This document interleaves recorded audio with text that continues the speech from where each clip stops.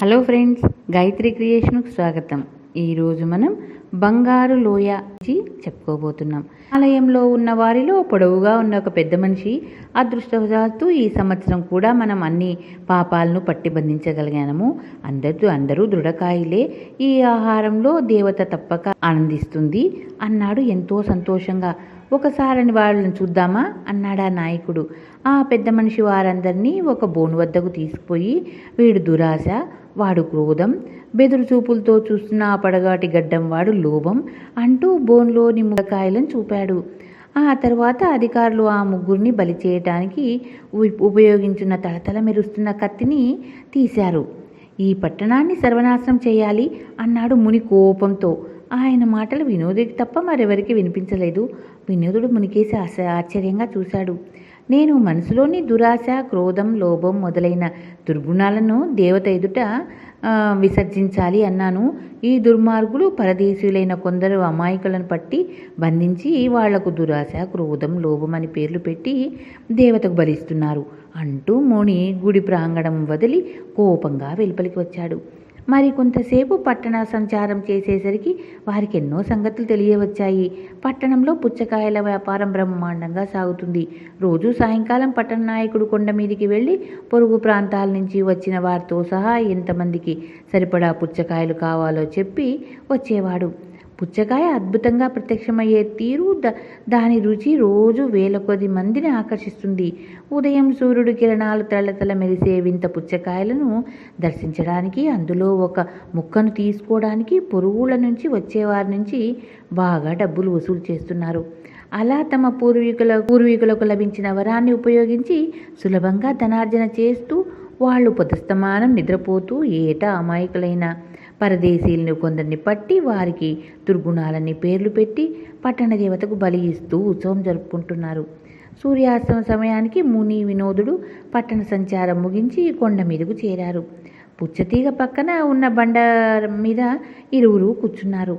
కొంతసేపటికి ముదురంగు దుస్తులతో నాయకుడు కొండ ఎక్కి రావటం వాళ్ళకు కనిపించింది. యువకుడైన ఆ నాయకుడు హుషారుగా ఈలవేస్తూ కొండ మీదికి వచ్చి ఇన్నాళ్ళు గృహద్వారానికి అడ్డంగా ఉన్న పెద్ద బండ అవతల పడి ఉండటం చూసి ఆశ్చర్యపోయాడు. తర్వాత గుహలోని తొంగి చూసి, రేపు 20,000 మందికి సరిపడా పుచ్చకాయలు కావాలి అన్నాడు గట్టిగా. 20,000 మందికి సరిపడనా? మీరు పట్టణ జనాభా అంత ఉందా అని అడిగాడు ముని. నాయకుడు వెనుదిరిగి చూశాడు. ఎదురుగుండా ఒక బండ మీద ముని కూర్చొని ఉన్నాడు. వినోదుడు పక్కనే నిలబడి ఉన్నాడు. మీరెవరు, ఇక్కడేం పని అని అడిగాడు నాయకుడు. ఈ గుహలో ఒక ముని ఉండేవాడని, ఆయన ఈ వింత పుచ్చకాయ వరం ఇచ్చాడని మీకు తెలీదా అని ప్రశ్నించాడు ముని. ఆ విషయం విని ఉన్నాను, అయినా అదంతా కట్టు కదా అనుకున్నాను అన్నాడు నాయకుడు. ఆ రోజు పుచ్చకాయ ప్రత్యక్షం అవడం సత్యమైనప్పుడు ఈ వరం ప్రసాదించిన ముని ఉదంతం మాత్రం కట్టుకథ ఎలా అవుతుంది అన్నాడు ముని. నాయకుడు వెంటనే సమాధానం చెప్పలేకపోయాడు.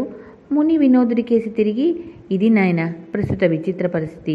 పువ్వుల అందం చూసి ఆనందిస్తారు, కానీ వాటి అందచందాన్ని తీర్చిదిద్దిన సృష్టికర్త గురించి ఆలోచించడం లేదు, కానీ పట్టించుకోవడం కూడా చెయ్యరు అన్నాడు బాధగా నిట్టూరుస్తూ. అప్పుడు నాయకుడు, మహాత్మా, మీరు గృహ నుంచి బయటికి రావడం చాలా ఆనందకరమైన విషయం. ఇంతకాలం గృహ జీవితం గడిపారు. ఇక నుంచి మీకు సకల సౌకర్యాలు గల బ్రహ్మాండమైన భవనాన్ని నివాసంగా ఏర్పాటు చేస్తాం. ఎన్నాళ్ళుగానో మీరు ఆహారం చూసి ఉండరు. నాతో రండి, మీకు పంచభక్ష పరిమాణాలతో విందు ఏర్పాటు చేస్తాను అన్నాడు నవ్వుతూ. నేను అడిగిన ప్రశ్నకు సమాధానం చెప్పకుండా ఏవేవో మాట్లాడుతున్నావు. నీకు 20,000 మందికి సరిపడా పుచ్చకాయలు అవసరమేమిటి అన్నాడు ముని కోపంగా. మేం 15,000 మంది ఉన్నాం. చుట్టుపక్కల నుంచి ఇవాళ 5,000 మంది వచ్చారు. వాళ్లకు పుచ్చకాయలు కావాలి. అందుకు తగిన విధంగా మేము వాళ్ళ నుంచి పైకం వసూలు చేస్తాం. కావాలంటే మీకు ఆదాయంలో వాటా ఇస్తాం. ఇప్పుడు నాకు ఒక బ్రహ్మాండమైన ఆలోచన తట్టింది. పుచ్చకాయలతో పాటు మీరు కూడా కొండ మీద కూర్చొని కొంతసేపు దర్శనం ఇచ్చినట్లయితే ఆ దృశ్యం చూసి సులభంగా మరింత డబ్బు వసూలు చేయగలం. ఏమంటారు అన్నాడు నాయకుడు పట్టరాని ఉత్సాహంతో. నోర్మై అన్నాడు ముని. ఆ తర్వాత ముని కొంతసేపు మౌనంగా కూర్చున్నాడు. సూర్యాస్తం కాబోతుంది. ఆకాశంలో పక్షులు బారులు తీరి ఎగురుతూ గూళ్లకు చేరుకుంటున్నాయి. కొండ మీద పుచ్చకాయ సృష్టించి అద్భుతం ప్రదర్శిస్తే ఈ ప్రజలు దాని వెనుక ఉన్న దివ్యశక్తిని గ్రహించి దైవశ్రుల్లో గలవారు ఉండరని, ధర్మబద్ధంగా తమ జీవితాలు దిద్దుకోగలని ఆశించాను. అయినా రోజు సూర్యచంద్రుల్లోనూ అంతరిక్షంలో వేలాడుతున్న అనంతకోటి నక్షత్ర గ్రహాలను చూసినా వీరి మనసులో అద్భుతం అనిపించదు. అటువంటి వాళ్ళు కేవలం ఒక వింత పుచ్చకాయ పరమార్థాన్ని గ్రహించాలని ఆశించడం నాదే పొరపాటు అని బాధపడసాగాడు ముని తనలో తాను. కొంతసేపటి ముని కనుబొమ్మలు ముడిపడ్డాయి. రేపు ఆఖరిసారిగా నేను మీకు ఒక బ్రహ్మాండమైన పుచ్చకాయను సృష్టిస్తాను. అది పగిలి బద్దలై మీ మీద పడుతుంది. అదే మీ పట్టణాన్ని సర్వనాశనం చేస్తుంది. ఇక వెళ్ళు అని నాయకుడిని ఆజ్ఞాపించాడు ముని కోపంగా. నాయకుడు కొండ దిగి పట్టణం కేసి నడిచాడు. మహాత్మా, మీ బెదిరింపు వాళ్లలో మంచి మార్పు తీసుకురాగలదనుకుంటున్నాను. వాళ్ళు తమ పొరపాటు గ్రహించగలరు. ఇన్నాళ్ళు తమకు ఉన్న అమూల్యమైన అవకాశాన్ని దుర్వినియోగం చేసుకున్నందుకు వాళ్ళు బాధపడగలరనుకుంటున్నాను అన్నాడు వినోదుడు. అంత తొందరగా వాళ్ళు మారతారనుకోను. వెర్రి 1000 విధాలు. కావాలనుకుంటే నువ్వు వెళ్ళి వాళ్ళేమంటున్నారో చూసి వస్తావేమో చూసిరా అన్నాడు ముని. వినోదుడు కొండ దిగి పట్టణం చేరుకున్నాడు. అది పున్నమి రేయి. పిండారబోసినట్లు వెన్నెల కాస్తుంది. పట్టణ మధ్యగా ఉన్న ఒక మైదానంలో జనం గుమికూడున్నారు. వేదిక లాంటి ఎత్తైన స్థలం నుంచి నాయకుడు మాట్లాడుతున్నాడు. వినోదుడు ఆ గుంపు సమీపించాడు. నాయకుడు ప్రసంగం సాగుతుంది. ముని సవాల్ను మనం ఎలాగైనా ఎదుర్కొని తీరాలి. అతని పథకాన్ని కొనసాగించకూడదు. అందుకు ఒక్కటే మార్గం. రేపు వేకువజామునే పట్టణ ప్రజలు, చుట్టుపక్కల ప్రాంతాల వాళ్ళు అందరం కలిసికట్టుగా కొండ దగ్గరికి చేరుకోవాలి. కొండ మించి పుచ్చకాయలు బద్దలై కింద పడగానే ఆ ముక్కలను అందుకుని అందరం తినేయాలి. ఆ తర్వాత ఆ పుచ్చకాయ ముక్కలు మన పట్టణాన్ని ఎలా నాశనం చేయగలో చూద్దాం. నాయకుడు ఉపన్యాసం విని అందరూ అమితోత్సాహంతో ఆమోద సూచకంగా తలలూపారు. ఆ క్షణం నుంచే ఉదయం రానున్న అపాయాన్ని ఎదుర్కోవటానికి ప్రజలందరూ ఎదురు చూస్తూ ఉన్నారు. పొద్దున పుచ్చకాయ ఎక్కువగా తినటానికి అనువుగా వాళ్ళందరూ ఆ రాత్రి ఉపవాసం చేయటాన్ని నిశ్చయించుకున్నారు. ఇరుగు పొరుగు ప్రాంతాల నుంచి వచ్చిన వేల మంది ప్రజలు కూడా ఎప్పుడెప్పుడు తెల్లవారుతుందా అని ఉత్సాహంగా ఎదురు చూడసాగారు. ఆ పట్టణ ప్రజల అజ్ఞానానికి బాధపడుతూ వినోదుడు ముని దగ్గరికి చేరుకునేసరికి అర్ధరాత్రి దాటింది. తూర్పు నారున రేఖలు పొడిచేసరికల్లా వేల కొలది ప్రజలు కొండ దిగువకు చేరి నోళ్లు తెరుచుకుని వరుసలుగా నిలబడ్డారు. కొండ మీద ఇంచుమించు ఆ కొండను పరిమాణంలో బ్రహ్మాండమైన పుచ్చకాయ సూర్యకాంతిలో తలతల మెరుస్తూ ప్రజల హృదయాల్లో భయోత్సవాల్ని కలిగించింది. హఠాత్తుగా పుచ్చకాయ వేల ముక్కలుగా బద్దలై జనం మీద పడింది. ప్రజలు పట్టరాని ఉత్సాహంతో కేకలు పెడుతూ ఒకరితో ఒకరు పోటీపడి పుచ్చకాయ ముక్కలు తినసాగారు. కింద ప్రవహించిన రసాన్ని జుర్రున తాగేశారు. గంట సేపట్లో అక్కడక్కడ పుచ్చకాయ ముక్కలు తొక్కలు తప్ప మరేమీ మిగలకుండా ఖాళీ చేశారు. ఆ తర్వాత ప్రజలందరూ గుమికూడి తమను తాముగా గొప్పగా ప్రశంసించుకుంటూ ఒక తీర్మానం నెరవేర్చారు. కొంతసేపటికి పొరుగుళ్ళ వాళ్ళు క్రమంగా అక్కడి నుంచి వెళ్ళిపోసాగారు. మధ్యాహ్నానికల్లా కొండ కింద ప్రాంతం దాదాపు నిర్మానుషమైంది. పట్టణ వీధుల్లో కూడా జనసంచారం పలచబడింది. పట్టణ ప్రజల్లో కొందరు పుచ్చకాయను అమితంగా తినడం వల్ల అజీర్తి పట్టుకుంది. ఆ రోజుతో పుచ్చకాయ రావడం ఆగిపోతుంది. రేపటి నుంచి తమ ఆహారం ఏమిటి అన్న దిగులు కొందరి పట్టుకుంది. తరతరాలుగా వాళ్లకు తెలిసిన జీవనోపాధి ఒక పుచ్చకాయ వ్యాపారం మాత్రమే. అందువల్ల రేపటి నుంచి బతకడం ఎలా అన్నది పెద్ద సమస్య అయింది. వాళ్లలో పెద్దలు కొందరు మునీశ్వరుడు పుచ్చకాయ బద్దలైన పట్టణాన్ని నాశనం చేస్తుందనే కదా అన్నాడు. అంటే ఆ పుచ్చకాయ బద్దలై పట్టణాన్ని నాశనం చేస్తుందని కాదు భావం. బద్దలైన పుచ్చకాయ ఆఖరిదని. రేపటి నుంచి పుచ్చకాయ రాదు కాబట్టి పట్టణం దానంతా అదే నశించిపోతుందని అర్థం అని వ్యాఖ్యానించసాగారు. సాయంకాలమైంది. ఉదయం నుంచి అదృశ్యంగా ఉంటూ ఈ విశేషాలన్నీ చూసిన ముని వినోదుడు విచారవర్ణాలతో ఉన్న పట్టణ ప్రజలను వదిలి వాళ్ళకు తెలియకుండా దూరంగా వెళ్ళిపోయారు. వినోదుడు వింత జలపాతం దాటి అవతలకు వెళ్ళి కొన్ని రోజులే అయినప్పటికీ బంగారులోయ రాజు మాత్రం ఓర్పును కోల్పోయాడు. వినోదుడు ఎప్పుడెప్పుడు తిరిగి వస్తాడా అని ఎదురు చూడసాగాడు. వినోదుడి రాకను తనకు వెంటనే తెలియజేయడానికి అనువుగా కొండల మీద, ఎత్తైన చెట్ల మీద భటులను ఏర్పాటు చేశాడు. మామూలుగా రాజు భోజనానికి కూర్చున్న సమయంలో మరి లడ్డూలను చూడగానే ఆయనకు బంగారు శ్రీ విగ్రహం జ్ఞాపకం వచ్చేది.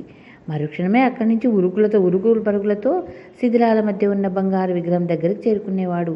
తీరా అక్కడ చేరాక భోజనం నగరంలోనే వదిలేసి వచ్చానని తెగ బాధపడిపోయేవాడు. అందువల్ల తను అలా వదిలేసి వచ్చిన భోజనాన్ని దాదాపు 30 పళ్ళాల్లో తాను ఉన్న స్థలానికి తీసుకురావడానికి 30 మంది సేవకులను ఏర్పాటు చేశారు. రాజు తరచూ మంత్రిని, మహాజ్ఞానులను చూసి ఇప్పుడు నేను ఎలా ఉన్నాను అని అడిగేవాడు. రాజు అందంగా కనిపించడానికి ఎటువంటి శ్రద్ధ తీసుకుంటున్నది వారికి బాగా తెలుసు. మామూలు కన్నా ఆయన ఇప్పుడు రెండింతలు భోంచేస్తున్నాడు. రోజు శుభ్రమైన వెనతో స్నానం చేస్తున్నాడు. 3 రోజులకోసారి జుట్టు కత్తిరించుకుంటున్నాడు. 2 రోజులకోసారి మీసాలు కత్తిరించుకుంటున్నాడు.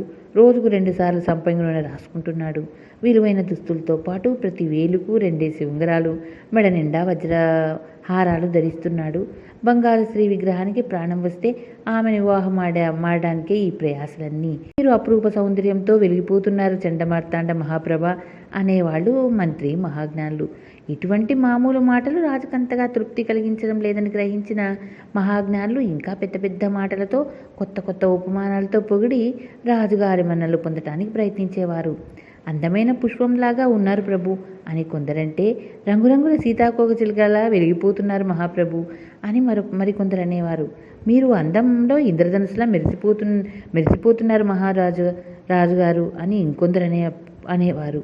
రాజాస్థానంలో ఉన్న 2 కవులు రాజుగారి అందాన్ని వర్ణిస్తూ కొత్త కొత్త ఉపమానాలతో మహాజ్ఞానులకు అందించి వారి నుంచి ధనం పుచ్చుకునేవారు. కవులు కొత్త పదాలు కూడా రూపొందించారు. ఆ మాటలకు అర్థం తెలియకపోయినా కాస్త గంభీరంగా వినిపిస్తే చాలు రాజు ఎంతగానో పొంగిపోయేవాడు.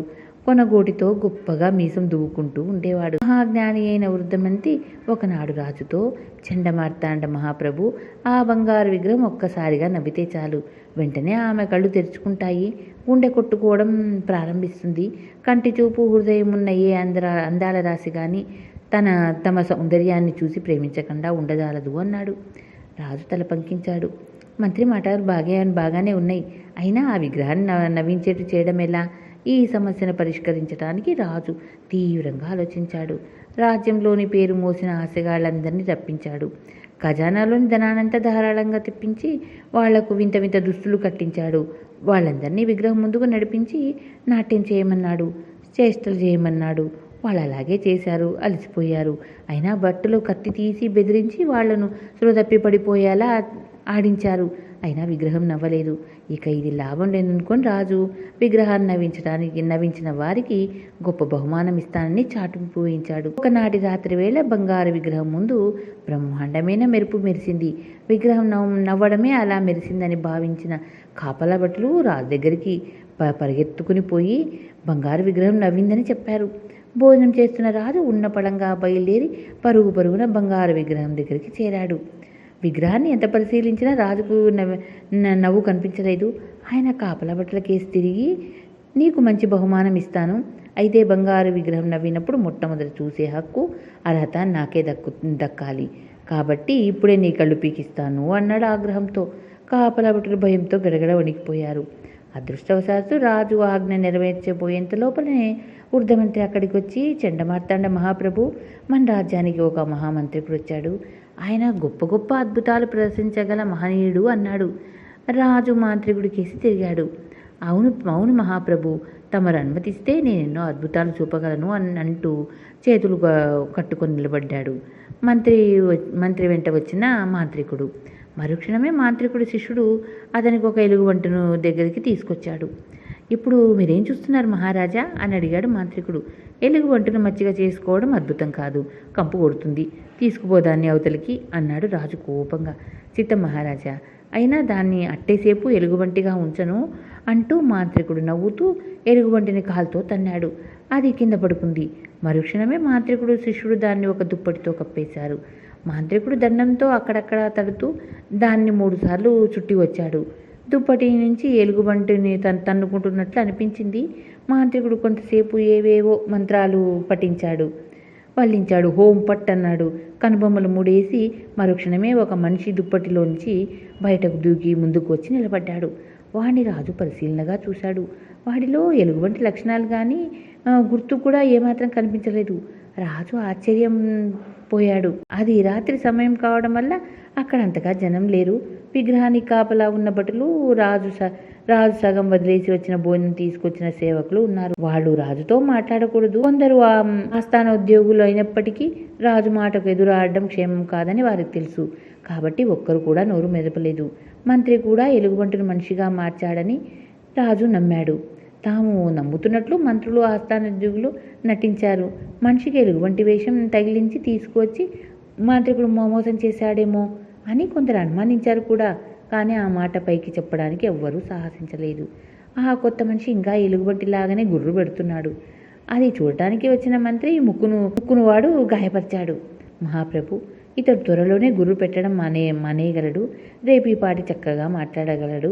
ఆ పైన గోళ్లకు బదులు మనలా కత్తులు కటార్లు ఉపయోగించగలడు అన్నాడు మాంత్రికుడు. ఆస్థానార్థులు ఒకరి ముఖాలు ఒకరు చూసుకున్నారు.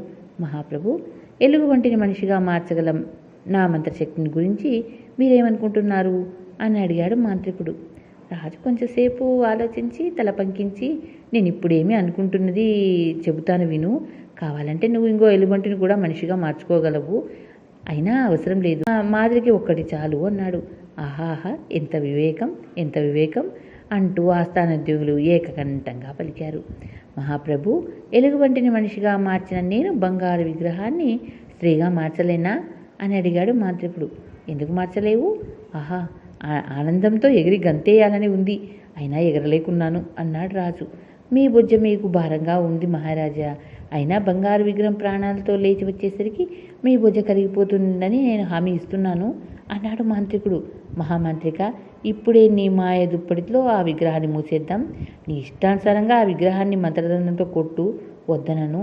నన్ను ఇంతకాలం కాచుకునేట్టు చేసిన కఠినాత్మురాలకి అప్పుడే నా కష్టం తెలుస్తుంది అన్నాడు రాజు. అది సాధ్యం కాదు మహారాజా. ఆ విగ్రహానికి ప్రాణం తెప్పించడానికి మనం వేరొక మార్గం అనుసరించాలి. అందుకు మీరు 1 వారం రోజుల పాటు ఉపవాసం ఉండాలి. ఆ తర్వాత విగ్రహానికి వెనుక ఉన్న గుహలో మీరు ధ్యానం చేయాలి. అప్పుడే మనం అనుకున్నది సాధించగలం అన్నాడు మాంత్రికుడు చాలా గంభీరంగా. ఉపవాసమా? 1 వారమా అన్నాడు రాజు భయపడుతూ. వారానికి 1 నిమిషం కూడా తగ్గడానికి వీలు కాదు మహాప్రభు అన్నాడు మాంత్రికుడు. లడ్డూలు మాత్రం తీసుకోవచ్చా అన్నాడు రాజు ఆశతో. సాధ్యం కాదు మహాప్రభు అన్నాడు మాంత్రికుడు. అడపాదడపా కోడి మాంసమైనా తినొచ్చా అన్నాడు రాజు సగం తిని వదిలేసిన పళ్ళాలకేసి విచారంగా చూస్తూ. కోడి కాదు కదా, కోడి గుడ్డు కూడా తాకడానికి వీల్లేదు అని మాంత్రికుడు రాజుకేసి జాలిగా నవ్వుతూ, ఈ ఉపవాసం పూర్తయ్యాక నేను ప్రాణాలు తెప్పించనున్న అప్సర సరసన కూర్చొని పంచభక్ష పరమాన్నాలు ఆరగించే అదృష్టాన్ని ఊహించి చూడండి మహాప్రభు. అంతేకాదు, అప్సరసను పెళ్లాడిన మొట్టమొదటి మహారాజుగా మీ పేరు చరిత్రలో శాస్త్రీయంగా నిలిచిపోతుంది అంటూ రాజు వెనుతట్టాడు. రాజు అంగీకార సూచకంగా మౌనంగా తల ఊపాడు. మీకు సానుభూతి కనబరుస్తూ నేను కూడా మీతో పాటు ఉపవాసం ఉండాలనుకుంటున్నాను అని మాంత్రికుడు ఇంకేదో అనబోయేంతలో, మేమందరం కూడా రాజుగారితో పాటు ఉపవాసం ఉంటున్నాం అన్నారు మంత్రి ఆస్థాన ఉద్యోగులు ఏకకంఠంగా. చాలా బాగుంది చండమార్తాండ మహాప్రభ. ప్రభువుల వారే ఉపవాసం ఉంటున్నప్పుడు ఎవరికి మాత్రం తినాలని బుద్ధి పుడుతుంది? అయినా ఈ వారమంతా నేను రాజుగారి కోసం చాలా శ్రమించవలసి ఉంది.